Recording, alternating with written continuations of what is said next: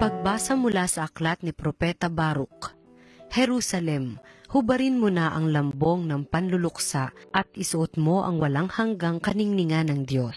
Ibalabal mo ang kanyang katwiran at iputong mo sa iyong ulo ang korona ng kadakilaan ng Diyos na walang hanggan.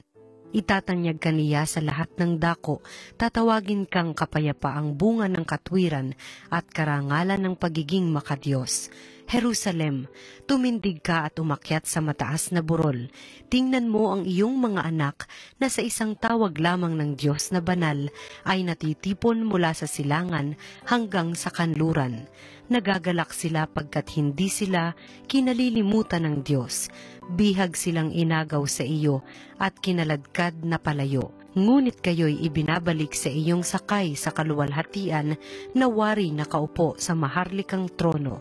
Iniutos ng Diyos na patagin ang matataas na bundok at walang hanggang burol at tambakan ang mga lambak upang panatag na makabalik ang bayang Israel na puspos ng kadakilaan ng Diyos. Sa utos niya'y lilitaw ang maraming mababangong punong kahoy upang liliman ang Israel.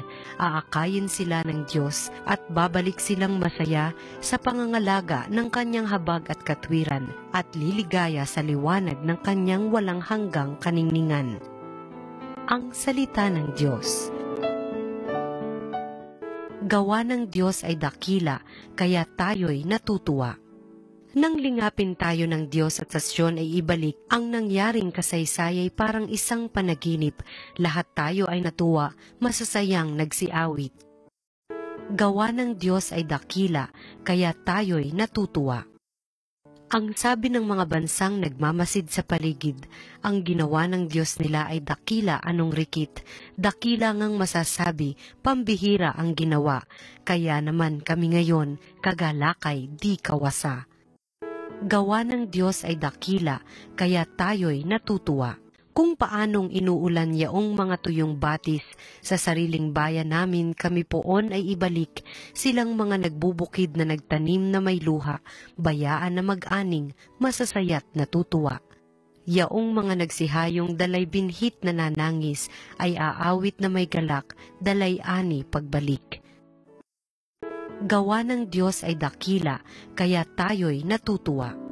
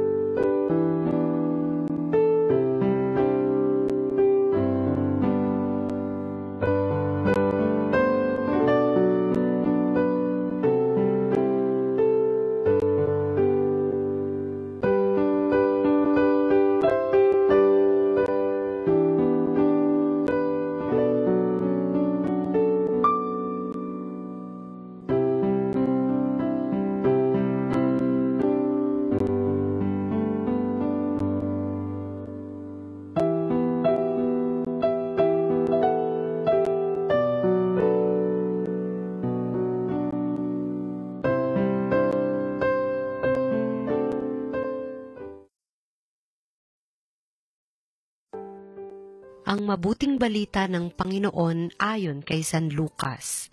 15 taon noon ng paghahari ni Emperador Tiberio. Si Poncio Pilato ang gobernador sa Judea, si Herodes ang tetrarka sa Galilea, at ang kapatid naman niyang si Felipe sa lupain ng Ituria at Traconete. Si Lisanias ang tetrarka ng Abilinia, sina Anas at Caifas naman ang mga pinakapunong saserdote noon. Nang panahong iyon, nasa ilang si Juan na anak ni Zacarias. Dumating sa kanya ang salita ng Diyos, kaya't nilibot niya ang mga lupain sa magkabilang panig ng Hordan at nangaral, "Pagsisihan ninyo talikdan ang inyong mga kasalanan at pabinyag kayo upang kayo'y patawarin ng Diyos," wika niya. Sa gayoy natupad ang nasusulat sa aklat ni Propeta Isaías. Ito ang sabi ng isang sumisigaw sa ilang. Ihanda ninyo ang daraanan ng Panginoon, tuwirin ninyo ang kanyang mga landas, tatambakan ang bawat lambak at titibagin ang bawat burol at bundok. Tutuwirin ang daang liku-liko at papatagin ang daang baku-bako at makikita ang lahat ng tao ang pagliligtas na gagawin ng Diyos. Ang mabuting balita ng Panginoon. Pinupuri ka namin, Panginoong Hesukristo.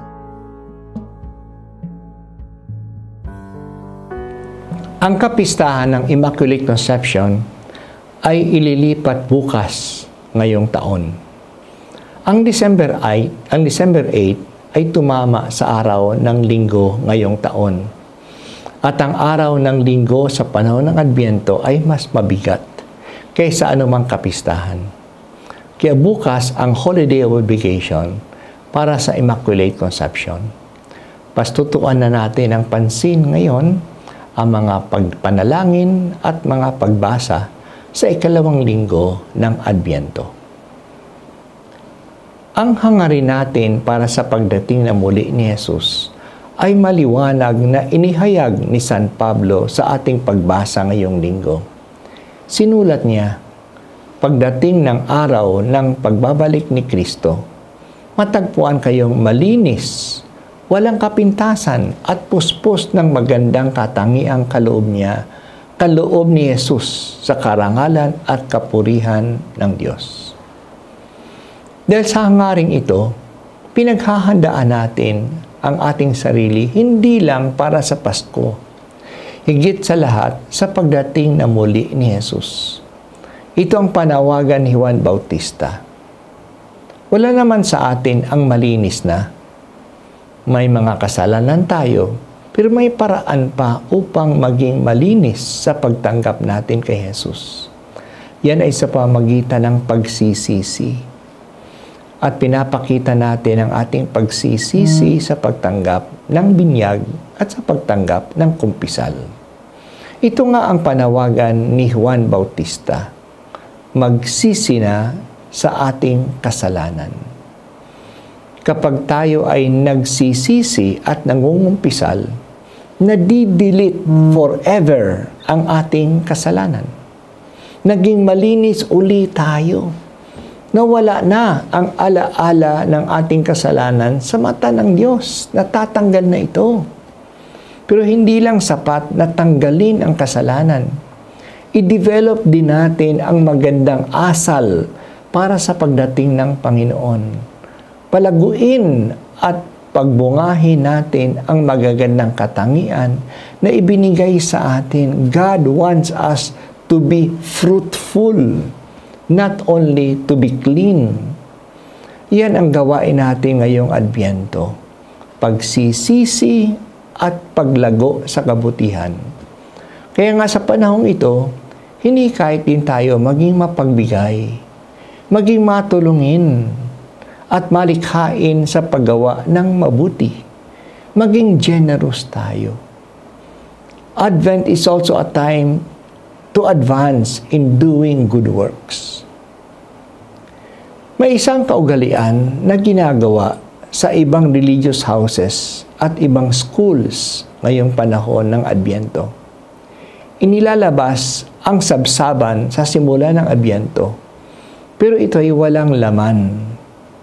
Hinikayat ang bawat student o bawat miyembro ng community na araw-araw gumawa ng mabuti at tanda ng kabutihan na kanilang ginawa, maglagay sila ng isang dayami sa sabsaban.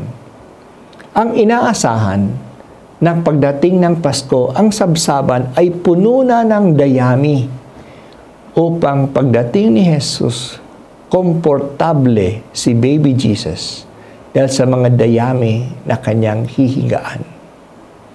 Ibig sabihin nito na darating si Jesus na nararanasan niya ang maraming kabutihan na ginagawa bilang tanda ng pagtanggap sa Kanya. Hindi ba magandang larawan ito ng ating pagtanggap sa Panginoon? Pero hindi lang nga Pasko ang ating pinaghahandaan, kundi ang muling pagdating ni Jesus. Hindi natin alam kung kailan siya darating. Pero kung araw-araw may mabuting ginagawa tayo para sa Kanya, sigurado na sa mahabang panahon ng ating pag-aantay, marami na tayong kabutihan na nagawa. At binabago tayo ng mga kabutihang paulit-ulit nating ginagawa. Hindi ba yan din ang sinasabi ng pondo ng Pinoy? Sa kahit na maliit na ginagawa natin ay patungong langit. Maliit man lang yan. Pero kung araw-araw, palagi nating ginagawa, dahan-dahan nababago ang ating sarili ng maliliit na kabutihang ating ginagawa at naging handa tayo pagdating ng Panginoon at dadalhin tayo sa langit. Talagang maging madali na daan ang Panginoon sa paglapit sa ating puso. Kaya nga tibagin na ang mga pagmamalabis. Tambakan na ang mga pagkukulang natin. Ituwid na ang mga liko-likong daan. At patagi na ang bako-bakong daan upang maging madali ang pagdating ng Panginoon sa ating buhay at maging madali ang ating paglapit sa Kanya. Yan pong panawagan natin sa panahon ng Adbyento. Nasa kalagitnaan na po tayo ng panahon ng Adbyento. Hingin natin sa ating mahal na Ina at siya sana ang magiging halimbawa natin kung paano natin matanggap ang tagapagligtas. Talagang si Maria ay handang-handa na tanggapin si Jesus.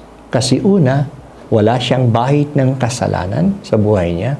At pangalawa, generous siya na pagbigay ng kanyang sarili sa alok ng Diyos na maging bahagi ng instrumento ng kaligtasan. Sana ganun din tayo. Iwasan na natin ang ating kasalanan, pagsisihan na natin ito, ikumpisal na natin, at maging ready tayo every time na tanggapin sa Panginoon sa pamamagitan ng mga munting kabutihan na ating naggagawa araw-araw, alang-alang po kay Jesus.